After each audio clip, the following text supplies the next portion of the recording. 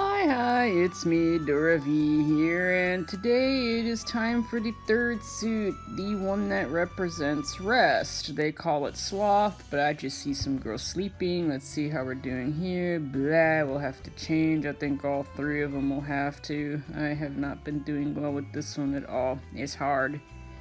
Why is it so hard? I'll have to change. So anyway, let's see. That is for the star, like the theme. See, is the star. Yep. That's what it's for. But anyway, oh no, we don't change that one. This one. So, let's look for it. It's, if I could just remember the name of it, that would be great. Let's see, is it something to do with dream? Let's see. Yeah, that's the one. Fleeting Dream. And it is gorgeous. It is the third suit I won from the spiral staircase. And in fact, both accounts. This was the third one anyway. Gentle Dance.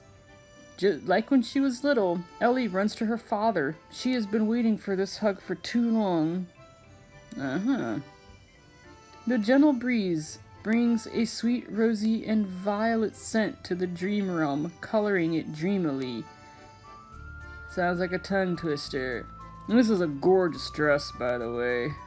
Yeah, it's like...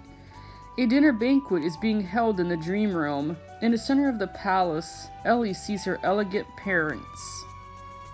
Okay. The dream realm soothes the broken heart. The suffering faced alone is relieved in father's tender embrace. Oh, damn. Okay. The dream realm is a master makeup artist that decorates the deep desires beautifully for one to enjoy.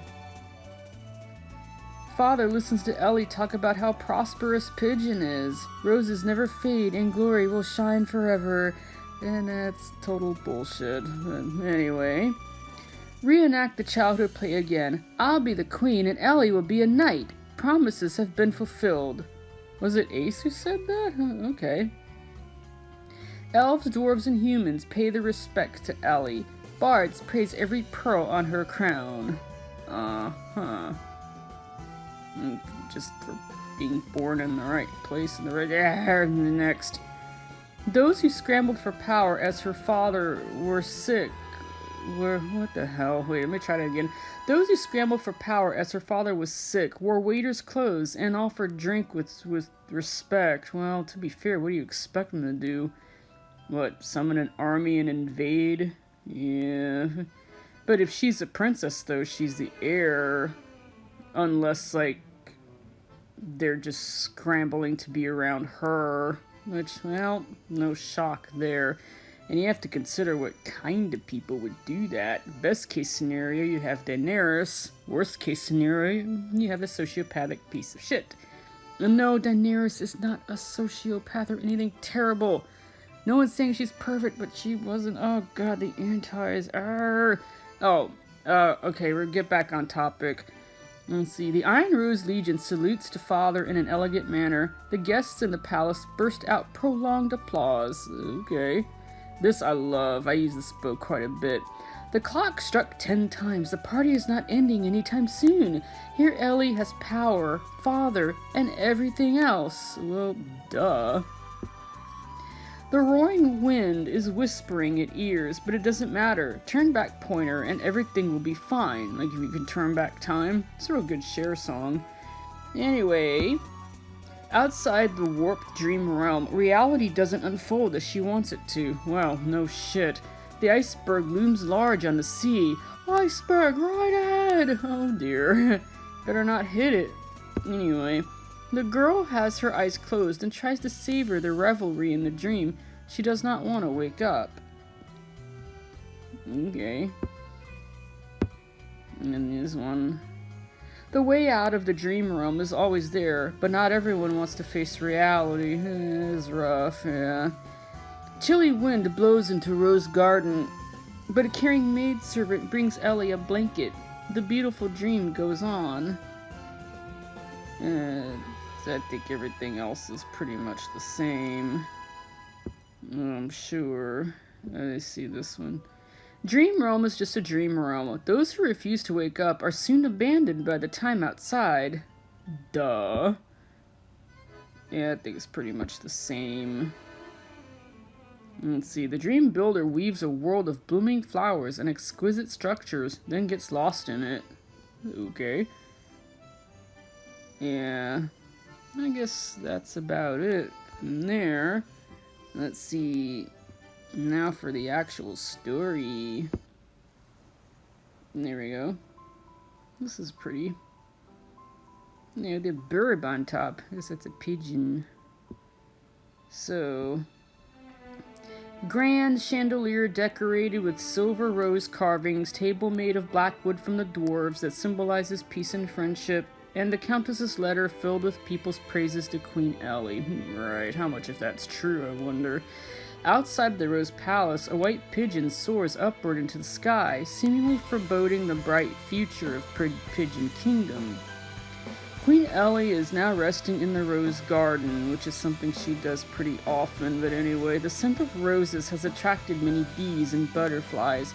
A maidservant puts a thin velvet blanket over the Queen. The Queen is having a sweet dream. After her father passed away, Elle has sacrificed too much for power. But why exactly? Because if she's the princess, that kind of makes her the heir. And there's no first son rule, and I don't see the Salic law in effect, so what exactly is she sacrificing or disposing of? Whatever. So anyway, finally in the year when she was 20, she took hold of the Holy Scepter. Yet, it's just a beginning, and the power of a queen is not that supreme. It's not? Really? Like, I guess it depends on the system, but anyway, greedy nobility, yeah. Aggressive neighbors, who exactly? Who's aggressive? What, Cloud? Like who? Or is she talking about people who live around her? Worthless bills. Worthless bills? What kind of bills? Like pork barrel projects? Like more and more restraints and rivalries, both domestic and foreign, crowded in and oppressed her. The young queen had to build walls around her. Well, yeah, because when you're a monarch, like, your kingdom is basically number one, so that may be what they meant by sacrifices. Yeah, I guess if you want to stay on the throne, yeah, I imagine you'd have to, but I have little sympathy. Haha. Thanks to the clothes collected by the Iron Rose Legion, Pigeon established a powerful enforcement organization. Within the border, nobody dares to defy soldiers wearing the Rose Badge. Outside, all the other kingdoms treat the queen with awe. And I bet it's fake, too. But anyway. To her satisfaction, everything finally goes the way she wants it to be. Her decrees are no longer opposed, and Parliament's bill becomes more reasonable. Okay, so this is, trying to think, like it's a parliamentary monarchy. I want to say constitutional monarchy, but monarchs have little power there. But this sounds like England. It reminds me a lot of England as opposed to, say, France. So anyway, the people gradually get more accustomed to how things are done in the kingdom. Although there are small sacrifices, they are making the kingdom more prosperous. Well, right. Even those who are sacrificed can be proud to be a grain of dust on the road of advance. Oh no, I'm afraid not. They might not agree with that. Yeah, so I'd be very careful. Here, it sounds a little too good to be true, to be honest with you. Let me see. What you might see as a sacrifice, they see as theft. So if someone's not willing to make the sacrifice, it isn't sacrifice. I mean, they wouldn't see it that way. And I think it's easy to talk sacrifice when they are easy to make, or if you're not the one making them. But I know she certainly has, but that doesn't mean that others will see things the way she does, but I guess they're free to leave. I would hope. But yeah, everyone praises the great king, Queen Elle, and believes in the bright future of Pigeon Kingdom. Let's see. Hear me. Under the glamorous clothes are blood and bones. The poor's voices are no longer heard, and upright officials are beaten to the ground. So, in other words, it's not as great as you think it is. Like, it's only prosperous to some. A rosy letter from the Rose Palace serves as the ultimatum to any discussion, and international communication diminishes. Unpleasant words can no longer be heard when the window is shut. So it kind of reminds me of Mirror's Edge. This sturdy wall fooled others in the beginning, but in the end, it also fooled Elle herself. She couldn't see the bigger world outside the wall. There, beyond the borders, things are changing rapidly, yet she takes the songs people write for her all the real. Oh, she's being had. Yeah, only one person has not forgotten to pursue the truth in the revelry of self-deception day after day. Yeah, I think in the case of Elle, though, she's suffering memory loss. So that certainly explains, because when you see her in the arena, like, she speaks a lot differently from what you see here. So I think that what's happening to her is, like, she's kind of being shafted and possibly manipulated, but I think a lot of it has to do with memory loss. And she's the beloved younger sister of the queen, the Rose Knight Elle personally conferred. She has become the last opposing voice in her ears. This is not you. We said we would make Pigeon stronger. Pigeon is strong now. Well, not really. But when we said stronger, we meant allowing the people to live a happy life, actual prosperity. Yeah, like the actual, like, people would want to fight for happy lives and happiness. You know, like, oppressive regimes have poor track records, I'm just saying, and there's a good reason for that. Elle has no idea what Ace is worried about. She's been like this, worrying about trivial things all day long since they were little, but these trivial matters are meaningless in front of absolute power. Except absolute power corrupts absolutely, like, typically. And if you're not careful, it can attract absolutely shitty people. From her father's death to the 9-Day War, Elle learned one thing, that power is the quickest way to anything you want. Not necessarily. History kind of shows otherwise, but whatever. Deep in her sweet dream, where what's forgotten cannot see the outside, time pauses at years ago.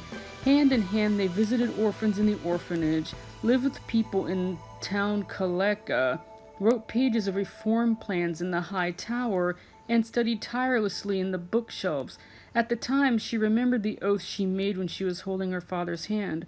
One day, I will be powerful enough to erase tears and inequality from the earth of Pigeon. Damn. Well, she's not... Okay, yeah. See, it certainly helps to have power, like, because that is what can create change. The problem is, you can get trapped by it. It's never quite as simple as you think, especially if you don't have the right kind of support. Sad trombone. Let's see. Maybe one day the queen will wake up from her dream and see what happened these years, and see how arrogant and blind she has become. How miserable will she feel when she sees the devastated Pigeon Kingdom? Shh, quiet. An injured steed can still trot, and a shabby skyscraper may stand long in the wind. For now, at least, the dream is young, and the night is still long.